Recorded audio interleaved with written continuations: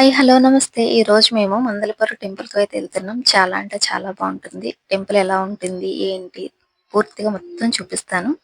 మా ఊరు నుండి స్టార్ట్ అయిన తర్వాత మధ్యలో పుంతల ముసలమ్మ అమ్మవారి టెంపుల్ అయితే వస్తుంది. అక్కడ ముందు దర్శనం చేసుకున్నాం. అమ్మవారి దర్శనాన్ని మీరు కూడా చేసుకోండి. అమ్మవారికి ఎవ్రీ ఇయర్ సంక్రాంతి టైంలో అయితే జాతర చేస్తారు. చాలా చేస్తారు.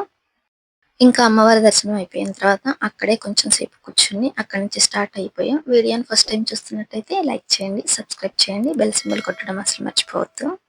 ఇప్పుడు మనం మందలపురం ఊర్లోకైతే ఎంటర్ అవుతున్నాం. ఇది ప్లేస్ ఎక్కడో చెప్తానండి. మందలపురం గ్రామం, నెడమరు మండలం, ఏలూరు డిస్ట్రిక్ట్. చూస్తున్నారా? ముఖద్వారం అయితే ఇలా ఉంటుంది. దాని అటు ఇటు కూడా చాలా అంటే చాలా అద్భుతంగా డిజైన్ చేశారండి. కింద నందీశ్వరుడు, వినాయకుడు, పైన శివుడు, పార్వతులు. ఇంకొక వైపు కూడా చూపిస్తాను. ఇక్కడ కూడా నంది, పైన ఆంజనేయ స్వామి, పైన కనకదుర్గమ్మ. ఇలా చాలా అంటే చాలా బాగుంటుంది. చూడ్డానికే చాలా కన్నుల పండగగా ఉంది కదా! ఇంకా అక్కడి నుంచి స్ట్రైట్ గా లోపలికి వెళ్ళి అటు నుంచి రైట్ కి తిరిగితే మనకి టెంపుల్ అయితే వస్తుంది. టెంపుల్ వ్యూ మొత్తం ఇలా ఉంటుందండి. బయట కూడా చాలా బాగా డిజైన్ చేశారు. ఇప్పుడు టెంపుల్ లోపలికి ఎంటర్ అవుతున్నాం. చూస్తున్నారా? టెంపుల్ మొత్తం ఇలా చాలా విశాలంగా చాలా బాగుంటుందండి. మేము వెళ్ళిన రోజు సాటర్డే అవడం వల్ల పెద్దగా జనాలు ఎవరు లేరు. కానీ మండే టైంలో అయితే మాత్రం రష్‌గా ఉంటుంది. ఇంకా కార్తీక మాసం అయితే అస్సలు చెప్పాల్సిన అవసరం లేదు. అస్సలు ఖాళీ ఉండదు. కార్తీక మాసం సోమవారం టైంలో వెళ్లారు అంటే మనకి దర్శనం చేసుకోవడానికి కూడా ఖాళీ ఉండదన్నమాట.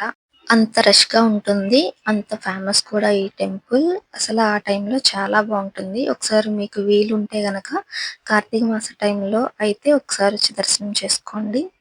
చాలా అంటే చాలా బావుంటుంది. వీడియో కొంచెం లెంత్ ఎక్కువే ఉంటుందండి.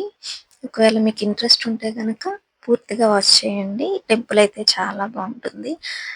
ఇంకా బయట ధ్వజస్తంభ దర్శనం అయిపోయిన తర్వాత శివుని దర్శనం కూడా చేసుకున్నాం. చాలా అంటే చాలా బాగున్నారు కదా! లోపల మొత్తం తీయడానికి నాకు కుదరలేదండి. ఎందుకంటే ఆ రోజు క్లోజ్ చేసి ఉంది. నాకు కుదిరినంత వరకైతే తీశాను. నందీశ్వరి చూసారా? మా చిన్న పాప దండం పెట్టుకుంటుంది. నేను నా బ్యాక్‌గ్రౌండ్‌లో టెంపుల్ మొత్తం చూపిస్తున్నాను. ఒకసారి చూడండి. ఇక్కడ మనకి ఉన్న బెనిఫిట్ ఏంటంటే, మనం శివుడి దర్శనంతో పాటు మిగిలిన అందరి దేవుళ్ళ దర్శనాలను కూడా ఇక్కడ చేసుకోవచ్చు. ఈ గుడిని అంత బాగా కట్టారండి. ఇప్పుడు నేను చూపిస్తున్నది నవగ్రహాలనమాట. ఆ నవగ్రహాలని దాటుకొని ముందుకు వెళ్తే మనం ఇక్కడ వినాయకుడు టెంపుల్, అలాగే సుబ్రహ్మణ్యేశ్వర స్వామి టెంపుల్‌ని కూడా చూడొచ్చు. ఇక్కడ కాశీ అన్నపూర్ణేశ్వరి దేవి, ఇలా మొత్తం మనకి వరుసగా ఒక్కొక్కళ్ళు దర్శనమిస్తూ ఉంటారు. ఆంజనేయ స్వామి, రాధాకృష్ణులు, వెంకటేశ్వర స్వామి, ఇలా ప్రతి ఒక్క విగ్రహం కూడా ఇక్కడ మనకి చాలా అంటే చాలా బాగుంటుందండి. చూస్తున్నారా ఎంత బాగున్నారో? వెంకటేశ్వర స్వామిని చూడండి. ఎక్కడ చూసినా ఆ తేజస్సు అయితే అస్సల అలానే ఉండిపోతుంది కదా! ఇంకా లక్ష్మీదేవి, రాధాకృష్ణులు, అయ్యప్ప స్వామి, సాయిబాబా, ఇలా మొత్తం అందరి దర్శనాలు మనం ఇక్కడే చేసుకోవచ్చండి. ప్రతి ఒక్కటి చూపిస్తున్నాను చూడండి. ఇక్కడ ఎంత బాగా ఈ చుట్టుపక్కల ఉన్న గోడలు మొత్తం యూజ్ చేశారంటే అసలు ఎక్కడ కొంచెం కూడా ఖాళీ ఉండకోకుండా ప్రతి ఒక్కటి మనకి తెలిసేలాగా మొత్తం విగ్రహాలను అయితే చెక్కించారు. ఇక్కడ మనకి అనంత పద్మనాభ స్వామి దర్శనమిస్తారండి. చూడండి ఎంత బాగున్నారో! నేను కొంచెం డిస్టెన్స్‌లో తీద్దామంటే కుదరలేదు. ఎందుకంటే ఆ స్వామివారి ముందే సుబ్రహ్మణ్యేశ్వర స్వామి టెంపుల్ ఉంది. అందుకని ఫ్రంట్ నుంచి కుదరలేదు. ఒక సైడ్ యాంగిల్‌లో చూపిస్తాను చూడండి. చూసారా? ఎంత వచ్చిందో కదా! అస్సల ప్రతీది కూడా చాలా అంటే చాలా బాగుంటుందండి. ఇక్కడ అన్ని కూర్మ అవతారం, వరాహ అవతారం, నరసింహ అవతారం, వామన అవతారం, ఇలా అన్ని అవతారాల్లో మనకి స్వామివారైతే దర్శనమిస్తారు. మీరు చూడొచ్చు నా బ్యాక్‌గ్రౌండ్‌లో మొత్తం అన్నీ ఒక్కొక్కటి చూపిస్తున్నాను కదా! చాలా అంటే చాలా బావుంటుందండి టెంపుల్. అదిగోండి కృష్ణ అవతారం, అలా మొత్తం వరుసగా ఉంటారు. అసలు చాలా అంటే చాలా బావుంటుంది. ఒకసారి మీకు వీలైతే గనక డెఫినెట్‌గా ఈ కార్తీక మాసంలో అయితే ఒకసారి దర్శనం చేసుకోండి. ఈ మందలపర శివాలయంలో మనకి శివుడు శ్రీ ఉమా నీలకంఠేశ్వర స్వామిగా దర్శనమిస్తారు. అమ్మవారిని కూడా చూపిస్తానండి ప్రస్తుతానికి. వినాయకుడి దర్శనం కూడా చేసుకుందరు కానీ వచ్చేయండి. ఇక్కడున్న దేవుళ్ళ విగ్రహాలు చాలా వరకు మనకి పాలరాతితో కనిపిస్తాయండి. పాలరాతితో చెక్కించారు. అసలు చాలా అంటే చాలా బాగుంటుంది. చూసారా? మూషిక వాహనుడు చాలా క్యూట్‌గా ఉన్నారు కదా! ఇప్పుడు వినాయకుడిని కూడా చూసేయండి. చాలా బావుంటారు. వినాయకుడి దర్శనం కూడా చేసుకోండి. చూడండి పాలరాతితో చాలా బావుంటుంది. ఇప్పుడు వినాయకుడి దర్శనం అయిపోయిన తర్వాత కిందకి వచ్చేటప్పుడు మా చిన్న పాప ఆ ఏనుగుల మీద ఎక్కుతానంటుంది. అందుకే మేమందరం నవ్వుకుంటున్నాం. వినాయకుల వారి దర్శనం అయిన తర్వాత ఆ గుడి పక్క నుండి వస్తే మనం అన్ని జ్యోతిర్లింగాల్ని ఒకే చోట చూడొచ్చు. చాలా అంటే చాలా అద్భుతంగా ఉన్నాయి. చూడండి నేను ఒక్కొక్కటి చూపిస్తాను. శ్రీ సోమనాథ జ్యోతిర్లింగం, జునాగఢ్, గుజరాత్. శ్రీ మల్లికార్జున జ్యోతిర్లింగం, శ్రీశైలం, ఆంధ్రప్రదేశ్. శ్రీ మహాకాల జ్యోతిర్లింగం, ఉజ్జయిని, మధ్యప్రదేశ్.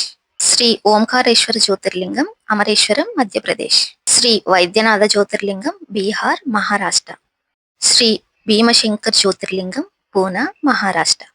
శ్రీ రామేశ్వర జ్యోతిర్లింగం, రామేశ్వరం, తమిళనాడు. శ్రీ నాగేశ్వర జ్యోతిర్లింగం, ద్వారకా, గుజరాత్. శ్రీ విశ్వేశ్వర జ్యోతిర్లింగం, కాశీ, ఉత్తరప్రదేశ్. శ్రీ త్రయంబకేశ్వర జ్యోతిర్లింగం, నాసిక్, మహారాష్ట్ర. శ్రీ కేదారేశ్వర జ్యోతిర్లింగం, కేదార్నాథ్, ఉత్తరాంచల్. శ్రీ జశేశ్వర జ్యోతిర్లింగం, ఎల్లోరా, మహారాష్ట్ర. మొత్తం మనకు 12 జ్యోతిర్లింగాలు ఉంటాయండి. అన్నిటిని మనం ఇక్కడే చూడొచ్చు. అన్ని జ్యోతిర్లింగాల దర్శనాలను మనం ఇక్కడే చేసుకోవచ్చు. ఈ జ్యోతిర్లింగాల్ని ఎన్నో హోమాలు, పూజలు చేసిన తర్వాత ఇక్కడ ప్రతిష్ఠించారు. అంత గొప్పగా ఈ గుడి నిర్మాణం అయితే చేశారండి. నేను ఉమాదేవి అమ్మవారిని చూపిస్తాను అని చెప్పాను కదా! ఆ గుడి అయితే ఇదేనండి. చూడండి ఎంత అద్భుతంగా చెక్కారో. లోపల అమ్మవారిని కూడా చూపిస్తాను. మొత్తం పాలరాతితో చేశారండి. అమ్మవారిని కూడా చూపిస్తాను. చూసేయండి. అమ్మవారిని చూసారా? మొత్తం పాలరాతితో చేశారు. అసలా ఆ మొహం అదంతా ఎంత కళగా ఉందో కదా! అమ్మవారిని ఒకసారి మీరు కూడా దర్శనం చేసుకోండి. ఇప్పుడు నేను చూపించబోయేది లక్ష్మీనారాయణ స్వామి గుడి. ఇక్కడ ఒకటే పాలరాతి మీద లక్ష్మీనారాయణులను చెక్కారు. చూడండి ఎంత అద్భుతంగా ఉన్నారో కదా! విష్ణుమూర్తి ఆదిశేషుడి మీద సేద తీరుతున్నప్పుడు లక్ష్మీదేవి అమ్మవారు కాళ్ళు పడుతున్న సన్నివేశం అండి. చూడడానికి 2 కళ్ళు సరిపోవట్లేదు కదా! అంత చూడముచ్చటగా ఉన్నారు లక్ష్మీనారాయణ స్వామి. ఇంకా అక్కడి నుండి బయటకొస్తే స్వామివారికి ఎదురుగుండా గరుత్మంతుడి దర్శనం కూడా చేసుకోవచ్చు. ఇప్పుడు నేను చూపిస్తున్నది శ్రీ సుబ్రహ్మణ్యేశ్వర స్వామి ఆలయం అండి. సుబ్రహ్మణ్యేశ్వర స్వామి దర్శనం కూడా చేసేసుకోండి మరి. ఇప్పుడు గుడి స్టార్టింగ్ లోకి వెళ్తే శివుడు సతీదేవి యొక్క కళేబరాన్ని పట్టుకొని రోదిస్తున్న విగ్రహం కనిపిస్తుంది. చూడొచ్చు. కొంచెం జూమ్ చేసి చూపిస్తాను. శివుడు ఎందుకలా రోదిస్తున్నారు అన్న ఫుల్ స్టోరీ కూడా ఇక్కడ రాతి మీద మొత్తం క్లియర్‌గా రాసుంచారండి. నేను ఒకసారి మీకు మొత్తం చూపిస్తాను. చూడండి. ఒకవేళ మీకు ఆ స్టోరీ తెలిసి ఉంటే గనక స్కిప్ చేసేయండి. తెలియకపోతే నేను చూపిస్తాను. ఒకసారి జూమ్ చేసి క్లియర్‌గా చదువుకోండి. దక్ష ప్రజాపతి యజ్ఞం చేస్తున్న టైంలో శివుడిని కానీ, సతీదేవిని కానీ ఆహ్వానించలేదు. కానీ సతీదేవి ఆ యజ్ఞానికి వెళ్లారు. అప్పుడు దక్ష ప్రజాపతి శివదూషణ చేశారు. ఆ మాటల్ని భరించలేని సతీదేవి కాలి బొటనవేలుతో యోగాగ్ని పుట్టించుకొని దానిలో దూకి తనువు చాలించారు. అది తెలుసుకున్న శివుడు ఆ యజ్ఞాన్ని మొత్తం ధ్వంసం చేశారనమాట. అప్పుడు ఆ సతీదేవి యొక్క కళేబరాన్ని తన భుజం మీద వేసుకొని మొత్తం తిరగడం మొదలుపెట్టారు. అది చూసిన వాళ్ళందరూ చాలా భయపడిపోయారనమాట. అప్పుడు అందరూ విష్ణుమూర్తిని శరణు కోరగా విష్ణుమూర్తి తన సతీదేవి ఆ కళేబరాన్ని ఉన్నంత వరకు శివుడు ఇలానే ఉంటారు అని తన సుదర్శన చక్రాన్ని విసరడం వల్ల ఆ సతీదేవి యొక్క కళేబరం మొత్తం ఖండాలుగా మొత్తం ముక్కలైపోయి 18 చోట్ల పడింది. అవే మనకి 18 శక్తిపీఠాలుగా ఆవిర్భవించాయి. ఇక్కడ చూడొచ్చు మీరు ప్రతి ఒక్క చోట అమ్మవారు ఎలా ఉన్నారు ఏంటి అనేది మొత్తం క్లియర్‌గా ఉంది. మీకు ఇంట్రెస్ట్ ఉంటే గనక మొత్తం ఎక్కడ స్కిప్ చేయకోకుండా చూడండి అర్థమవుతుంది. అమ్మవారు ఒక్కొక్క శక్తిపీఠంలో ఒక్కొక్క అవతారంలో కనిపిస్తారు. ఏ భాగం పడిన చోట ఏ రూపంగా వెలిసారు అనేది కూడా మనకిక్కడ క్లియర్‌గా మొత్తం రాశారండి. మీరు ప్రతి ఒక్కటి చదివి చూసుకోవచ్చు. ఆ 18 శక్తిపీఠాల్లో కూడా అమ్మవారు ఎక్కడెక్కడ ఏ రూపంలో ఉన్నారు అనేది కూడా గోడ మీద చాలా అద్భుతంగా చెక్కారండి. ప్రతి ఒక్క విగ్రహాన్ని మీరు చూడొచ్చు. ప్లేసెస్ కూడా మొత్తం క్లియర్‌గా మెన్షన్ చేశారు. చూడండి, శ్రీ వైష్ణవి దేవి జ్వాలాకేతం హిమాచల్ ప్రదేశ్. ఇక్కడ నేను చూపిస్తున్నది శ్రీ మాంగళ్య గౌరీ దేవి బీహార్. శ్రీ విశాలాక్షి దేవి వారణాసి ఉత్తరప్రదేశ్. ఇలా ప్రతి ఒక్క చోట కూడా మనకి చాలా బాగా చూపించారండి. ఇక్కడికి ఒకసారి వస్తే మనం జ్యోతిర్లింగాల్ని ఇక్కడే చూడొచ్చు, 18 శక్తి పీఠాలని ఇక్కడే చూడొచ్చు. ప్రతి ఒక్క శిల్పాన్ని కూడా చాలా అందంగా, చాలా అద్భుతంగా చెక్కించారు. అసల గుడి చూడ్డానికైతే 2 కళ్ళు సరిపోవట్లేదండి. మనసుకు కూడా అంత హాయిగా ఉంది. చూడండి ఎంత విశాలంగా ఉందో కదా!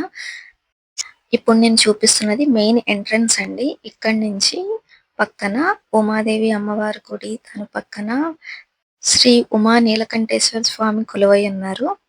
అంతటి దేవుళ్ళని మనం ఇక్కడే దర్శనం చేసుకోవచ్చు. చూస్తున్నారా? గుడైతే చాలా అంటే చాలా బాగుంది. నాకైతే బాగా నచ్చింది. ఇంకా మా మేనకోడలు అండ్ నా చిన్న కూతురు ఇద్దరు శివుడికి పూలు పెట్టి దండం అయితే పెట్టుకున్నారు. అక్కడి నుంచి గుడి పక్కకు వెళితే అంటే గుడిలోనే ఇంకొక వైపండి. అటువైపుకి వెళితే మనకి శివుడిది పెద్ద విగ్రహం కనిపిస్తుంది. అసలు చాలా అంటే చాలా బాగుంటుంది. చూపిస్తాను, వచ్చేయండి. చూస్తున్నారా? ప్లేస్ అయితే ఇలా ఉంటుందండి. చాలా బాగుంటుంది. ఇక్కడ చూడాలండి, ప్రతి ఒక్క విగ్రహాన్ని కూడా చాలా బాగా చెక్కారు. చెప్పాను కదా! ఉన్న చుట్టుపక్కల 4 గోడలుంటే, 4 గోడలు కూడా చాలా అద్భుతంగా విగ్రహాల్ని మొత్తం చెక్కించారు. అంత బాగుంటుంది. ఈ ప్లేస్ కూడా చూడండి ఎంత బావుందో. ఇక్కడ కార్తీక మాసంలో చూస్తే గనక అసలు 2 కళ్ళు సరిపోవనమాట. అంత బావుంటుంది. ప్రతిరోజు 10,000 ప్రమిదలతో దీపాలంకరణ చేస్తారు. ఆ టైంలో ఒక్కసారి మీకు వీలుంటే డెఫినెట్‌గా రండి. వచ్చి అయితే చూడండి. నైట్ టైమ్ అయితే రండి, చాలా బావుంటుంది. రాధాకృష్ణులు, త్రిమూర్తులు, పంచముఖ ఆంజనేయ స్వామి, దుర్గాదేవి, నరసింహస్వామి, ఇలా ప్రతి ఒక్క దేవుడిని కూడా మనం ఇక్కడ చూడొచ్చు. లోపల మనం ఏమన్నా మిస్ అయ్యాము అంటే గనక ఆ లోటనేది మనకిక్కడ తీర్చేశారండి. అంత బాగా చెక్కించారు. ప్రతి ఒక్క గోడని కూడా చూడండి. చాలా అంటే చాలా బాగున్నాయి కదా! ఇక్కడి నుంచి ఓవరాల్ వ్యూ మొత్తం చూపిస్తాను, చూసేయండి. ఆ ప్లేస్ మొత్తం ఎలా ఉంది, ఎంత విశాలంగా ఉంది అనేది. చూస్తున్నారా? మొత్తం నందీశ్వరుడు చక్కగా శివుడికి ఎదురుగా ఉండి ఎంత బాగున్నారో కదా! ఇక్కడ నేను చూపిస్తున్నాను పైన గంగాదేవి. ఈ గంగాదేవి నోట్లో నుంచి నీళ్ళనేవి వస్తాయంటండి. వచ్చి ఆ నీళ్ళ ప్రవాహం అనేది ఇక్కడ కనిపిస్తున్న శివలింగం మీదయితే డైరెక్ట్‌గా పడతాయి. అది ఎలా ఏంటి అనేది ఒకసారి చూపిస్తాను, చూడండి. ఇప్పుడు క్లియర్‌గా కనిపిస్తుంది. అమ్మవారి నోట్లో నుంచి వస్తున్న ఆ నీటి ప్రవాహం ఏదైతే ఉందో అది డైరెక్ట్‌గా స్వామివారికి ఎదురుగుండా ఉన్న శివాలయం మీదయితే అభిషేకం చేస్తున్నట్లు పడుతూ ఉంటాయనమాట. చాలా బాగుంది కదా చూడ్డానికి. నాకైతే చాలా అనిపించిందండి. చాలా సంతోషంగా అనిపించింది ఆ దృశ్యాన్ని చూడడానికి. అంత బాగుందసల. చూస్తున్న మీకు ఎలా అనిపించింది ఏంటి అనేది కూడా కామెంట్ చేయడం మర్చిపోవద్దు. నాకైతే మనసుకి చాలా తృప్తిగా, చాలా సంతోషంగా అనిపించిందండి ఆ సన్నివేశం, ఆ దృశ్యాన్ని చూసిన తర్వాత. ఇంకా పక్కన ఉన్న వాటిని కూడా చూపిస్తాను. ఇక్కడ సూర్యదేవుడు చక్కగా రథం మీద కూర్చొని ఉన్న సన్నివేశం అండి ఇది. చూడ్డానికి చాలా బాగుంది కదండి! ఒక్కొక్కసారి మనకి కళ్ళతో కొన్ని చూసినప్పుడు సంతోషంగా అనిపిస్తుంది. ఒక్కోసారి అది మనసుకు కూడా కొంచెం మంచిగా టచ్ అవుతుంది. అలాంటప్పుడు కూడా మనం చాలా హ్యాపీగా ఫీల్ అవుతాం. కానీ ఇలాంటి సన్నివేశాలను చూసినప్పుడు మాత్రం మనసు, కళ్ళు 2 చాలా అంటే చాలా హ్యాపీగా ఉంటాయండి. నాకైతే అలానే అనిపించింది. ఇక్కడ ఆంజనేయ స్వామిని కూడా చూడొచ్చు. ఇంకా నా బ్యాక్ సైడ్ కనిపిస్తున్న ప్లేస్ మొత్తం కొలనండి. నేను చెప్పాను కదా! కార్తీక మాసంలో ప్రతిరోజు 10,000 ప్రమిదలతో దీపాలంకరణ చేస్తారు. చాలా అద్భుతంగా ఉంటుందని. ఆ ప్లేస్ అయితే ఇదేనండి. ఇక్కడ మనం రావి చెట్టు, వేప చెట్టు 2 కలిసి ఉన్నది చూడొచ్చు. చాలా అంటే చాలా బావుంది. డెఫినెట్‌గా మీకు వీలున్నప్పుడైతే ఒకసారి వచ్చి దర్శనం చేసుకోండి. చాలా బావుంటుంది. అండ్ ఇంకొక వైపు గోడ మీద చూస్తే కాశీ క్షేత్రం. ఇక్కడ కాశీ క్షేత్రం ఎలా ఉంటుంది అనేది మనకు మొత్తం క్లియర్‌గా గోడ మీద మనకి చూపించారండి. ఇంకా కాశీ క్షేత్రాన్ని దర్శనం చేసుకున్న తర్వాత రామేశ్వరం వెళ్ళాలి అంటారు కదా! ఆ రామేశ్వరాన్ని కూడా మనకి ఇక్కడే చూపించారు. చూడండి ఎంత బావుందో కదా! కాశీ క్షేత్రాన్ని దర్శించుకున్న తర్వాత ఖచ్చితంగా రామేశ్వరం వెళ్ళాలి అంటారు. అది కూడా మనకి ఇక్కడే చాలా అంటే చాలా క్లియర్‌గా చూపించారు. తర్వాత ఇంకొక పక్కన ఉన్న గోడని అయితే చూపిస్తున్నాను. అది కూడా చూసేయండి. అక్కడ కూడా ప్రతి ఒక్క శిల్పాన్ని మనకి చాలా బాగా అయితే చూపించారు. ఇక్కడ కనిపిస్తున్నది అగ్నిదేవుడు. పక్కన చంద్రుడు. చంద్రుని కూడా చూసారా ఎంత బాగా చెక్కారో. పక్కన భూదేవి. ఇంకా ఇక్కడ వినాయకుల వారు మనకి నాట్య గణపతి రూపంలో దర్శనమిస్తారు. వెంకటేశ్వర స్వామి చూడండి చాలా అంటే చాలా బాగున్నారు కదా! ఆయన ఎక్కడున్న తేజస్సు అయితే అస్సలు తగ్గదు. ఇలా ప్రతి ఒక్క దేవుణ్ణి అయితే మనం ఇక్కడే చూడొచ్చు. చూడండి వాయుదేవుడు, పక్కన రాముల వారి పట్టాభిషేక దృశ్యం ఎలా ఏంటి అనేది ఇక్కడ మనకు క్లియర్‌గా చూపిస్తున్నారు. ఇక్కడ కృష్ణార్జునులు. ఇంకా ఆ పక్కనే చూసుకుంటే వాస్తు పురుషుడనమాట. మనకి వాస్తు ఎలా ఏంటి అనేది మనం నార్మల్‌గా చూసుకుంటాం గానీ, అది మొత్తం బేస్ అయ్యి ఉండేది మాత్రం ఈ వాస్తు పురుషుడి మీదే బేస్ అయ్యి ఉంటుందండి. ఆయన చూడండి ఆ భూమి మొత్తానికి ఒక పక్కగా ఎలా ఉన్నారో.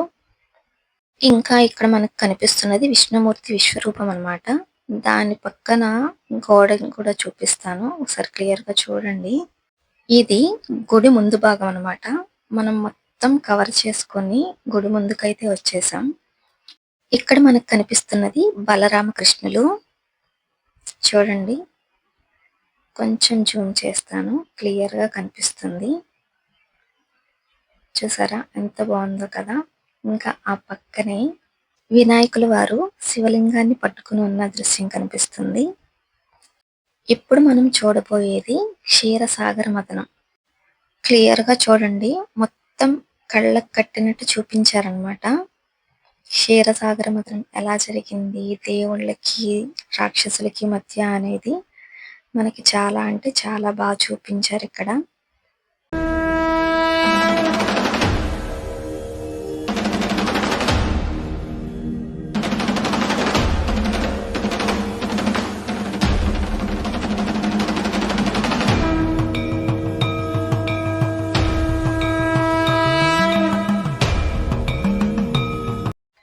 ఇంకా ఇక్కడ మనకి కనకదుర్గమ్మను కూడా చక్కగా చూపించారు. చూసేయండి. దీంతో మొత్తం గుడి చుట్టుపక్కల ఉన్నది మొత్తం కవర్ చేసామండి. ఇది మనకొచ్చి యాగశాల. ఇక్కడ ఏదన్నా హోమాలు అలాంటివి జరిగినప్పుడు ఎంతమందైనా కూర్చొని చేయడానికి వీలుగా ఇక్కడ మొత్తం చేపించారండి. చూడండి లోపల కూడా చాలా బాగుంటుంది. ప్లేస్ అయితే ఇలా ఉంటుందండి. చాలా విశాలంగా మధ్యలో హోమం చేయడానికి, చుట్టూరు అందరూ కూర్చోవడానికి అన్నిట్లికి వీలుగా ఉంటుంది. దీనిలోనే హోమం అయితే చేస్తారు. బయట నుంచి ఆ వ్యూ వచ్చేసి అయితే ఇలా ఉంటుందండి. మందలపరు శివాలయం మొత్తం అయితే ఇంత అద్భుతంగా ఉంటుందండి. ఒకసారి మీరు చూడాలనుకుంటే డెఫినెట్‌గా వచ్చి చూసి ఎలా ఉంది అనేది చెప్పండి. ఆల్రెడీ తెలిసిన వాళ్ళైతే గనక కామెంట్ చేయడం అస్సలు మర్చిపోవద్దు. Thank you for watching. మళ్ళీ నెక్స్ట్ వీడియోలో కలుద్దాం. By by.